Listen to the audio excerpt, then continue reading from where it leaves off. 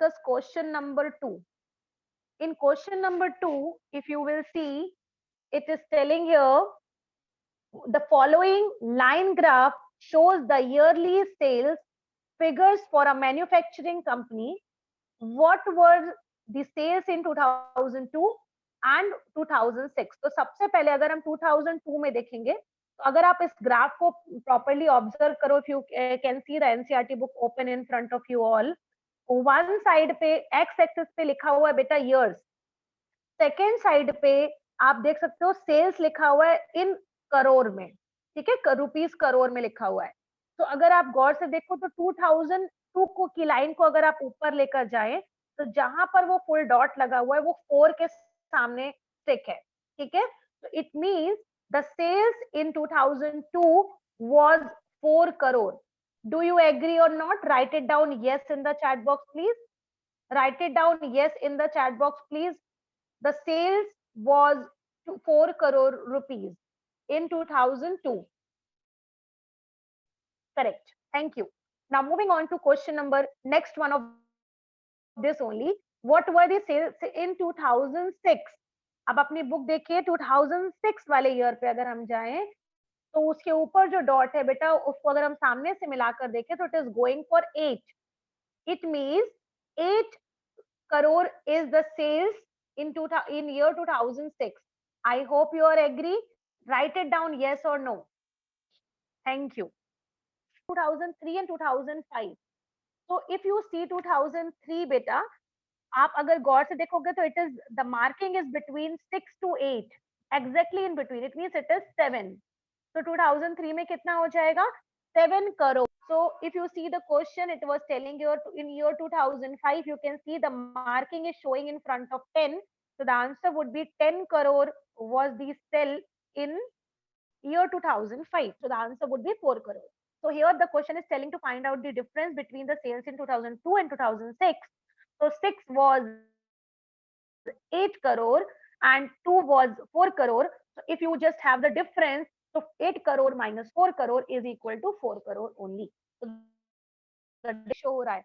So if it is question is asking that in which year the difference was greater, तो हम लोग इसमें check करेंगे कि हर दो पॉइंट के बीच में जो लाइन ड्रॉ हो रही है, कौन सी लाइन ज्यादा लंबी गई है, कौन सी लाइन ज्यादा लॉन्गर गई है. So it is between the line year 2005 and year 2004. So 4 to 5 के बीच में difference. So if you are talking about in this question number 3, plant A is given with the dotted line and plant B is given with the darker line. तो plant A में अगर आप check करोगे तो first week में 2 centimetre बढ़ा है. Yes. Now second week में अगर आप चेक करोगे तो it is 7 centimetre and third week आप जब चेक करेंगे तो it is 8 centimetre I believe. No sorry 9 ना, एक minute, let me see the proper one. It's 9. Second one is third week 9 centimeter. Yes. So 2, 7 and 9. अब आती है बारी plant B की. Yes. अब now we'll talk about plant B that is given as a darker line. So darker line के according अगर आप check करोगे तो first week जो था it is 1 centimeter only. First week it is 1 centimeter only. Second week दोनों ही plant एकदम same direction same centimetre length में बढ़े हैं, दैट इज 7 सेंटीमीटर. ठीक है. उसके बाद आती है बारी थर्ड वीक की. थर्ड वीक में जो प्लांट जो पहले स्लो मोशन में चल रहा था वो ज्यादा हाइक कर गया, दैट इज 10 सेंटीमीटर. तो वीक थर्ड पे 10 सेंटीमीटर. इट मींस अगर आप गौर से देखो तो उसकी ग्रोथ शुरुआत में बहुत कम थी प्लांट बी की, लेकिन जब लास्ट में बात आई तो वो ज्यादा हाइक कर गया. ठीक है. So now we have written all this. Now let us see the question what it is asking. Question number 1 says how high was plant A after 2 weeks. Plant A, अब आपके पास देखो आपने तुरंत डेटा बना लिया है, आपको तुरंत अब आंसर देना है. Now you tell me second week के बाद प्लांट ए कितना हुआ था? 7 and I want 9. Answer from every. Write it down in the chat box please. Type in the chat box so that everybody can give the answer and everyone can see also. 2 weeks के बाद कितना हुआ था? 2 weeks के बाद plant A.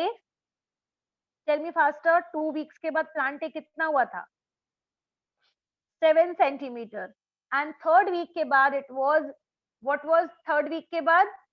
Third week के बाद it was 9 centimetre, ठीक है, it was 9 centimetre, correct.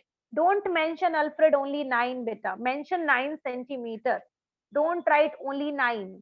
Units are compulsory to mention, है ना, 9 कुछ नहीं होता बेटा. So this is the answer, 7 centimeter and 9 centimeter. Now moving ahead with the question number B.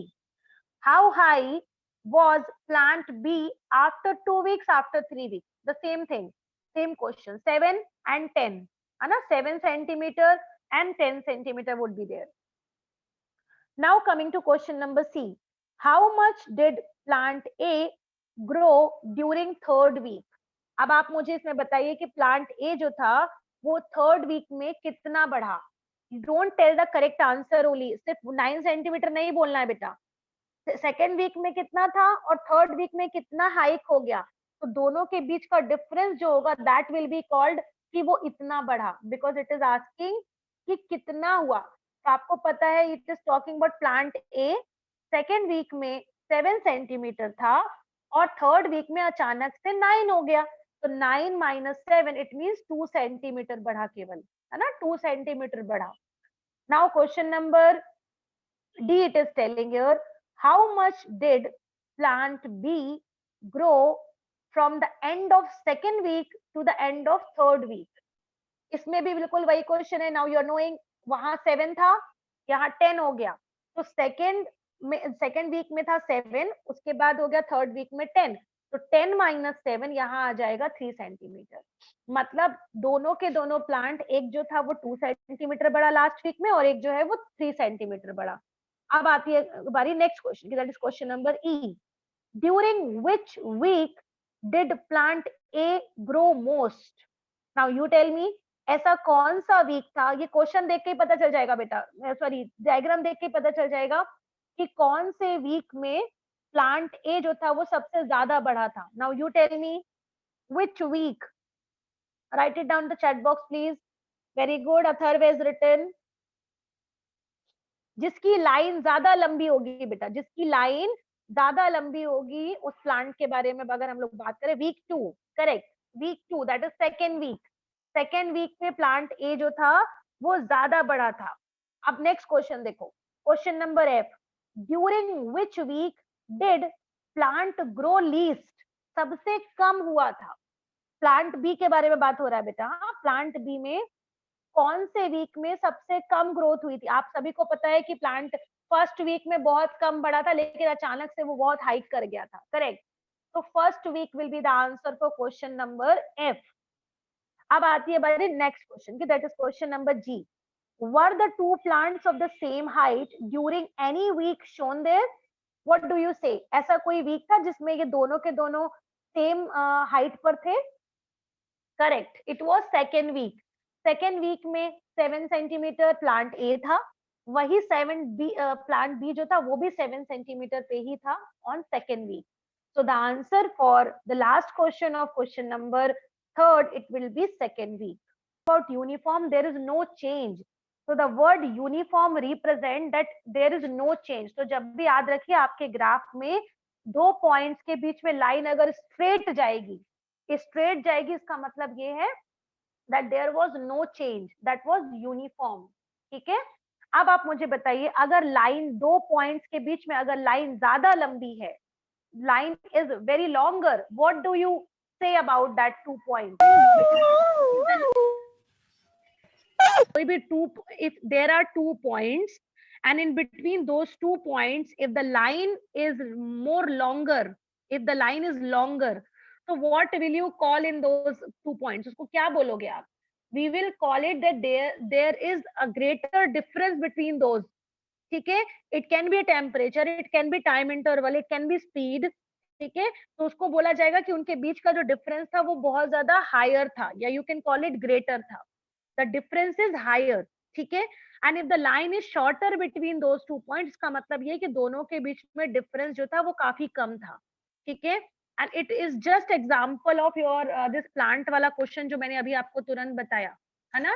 उसमें आपने देखा होगा कि प्लांट ए जो था, जो शुरुआत वाला प्लांट बी था, सॉरी, वो फर्स्ट वीक में बहुत कम डिफरेंस शो कर रहा था, मतलब बहुत कम बढ़ा था. लेकिन सेकेंड वीक में वो इतना इतना ज्यादा हाइक कर गया वो प्लांट कि उसका जो डिफरेंस है वो ज्यादा हो गया, और थर्ड वाले वीक में क्या हुआ कि वो फर्स्ट वाले प्लांट से भी ज्यादा जल्दी ग्रोथ कर गया। ठीक है, तो it means this is called reading the line graph, इसको कहा जाता है रीड करना लाइन ग्राफ को। ठीक है, so the question is given here to draw the line graph, and this is question number 5a. You can see it is given here year, and the next one is given here days. Here it is given here 2003. Here it is given 8, then 2004. This is given here 10, then 2005. It is given here 5 and 2006, and it is given here 12. So for this, what you need to do, you have to just draw 2 only, because this is a positive bar, positive graph, because there is no value given in the form of negative. So I'll be making it, one will be x side, one will be y side, and one side you keep it years. This side I'm putting years. Another side I'm putting the days.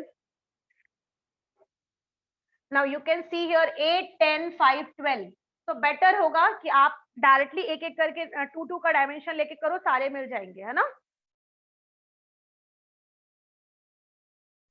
तो हमने ले लिया यहाँ पे 2, 8, 10, 12, 12 तक highest गया, तो I am not taking more than 12। ठीक है, now moving on to the years. सबसे पहला वाला आपको बोल रहा है 2005 में, तो आई एम पुटिंग हियर 2005।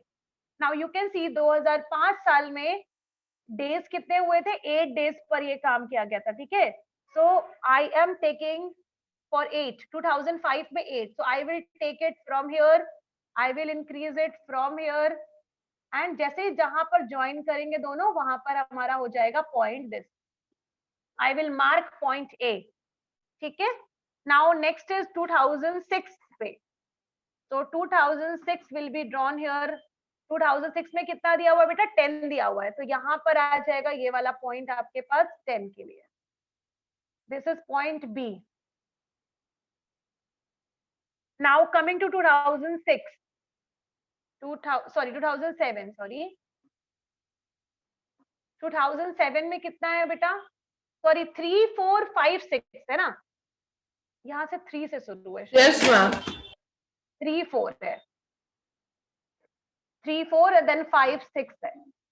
तो सबसे पहले 2003 था, फिर 4 था, फिर 5 था, फिर 6 था। तो 4 पे कितना लिया हम लोगों ने, 10 लिया, that we have done it. Now 5 पे है 5, तो 5 आ जाएगा ये 4 और 5 के बीच में।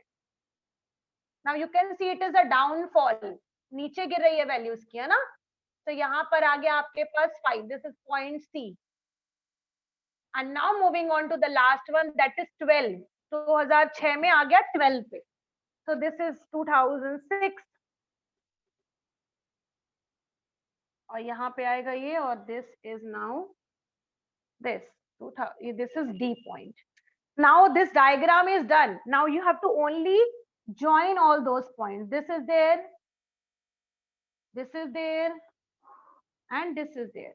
This is a line graph, it is not a linear graph, remember this is a line graph, it is not a linear graph। Why beta, because when you are joining all the points you are not getting a straight line, it means ये सारे के सारे point जो हैं वो collinear नहीं है, एक लाइन में नहीं आ रहे हैं, हर पॉइंट अलग अलग है। so it means they are not linear, so they are not linear graph, they are in a line graph only। ठीक है, अब नाउ क्वेश्चन नंबर 2 में जो आपको डायग्राम ड्रॉ करने के लिए बोल रहा है बेटा, वो एक साथ दो पर बोल रहा है, तो उसमें क्या करना है आपको, एक साथ दो बोल रहा है तो उसमें क्या करेंगे हम, पहले एक का ड्रॉ कर लेंगे और फिर सेम थिंग दूसरे का ड्रॉ करेंगे, जैसे प्लांट वाले में हुआ था।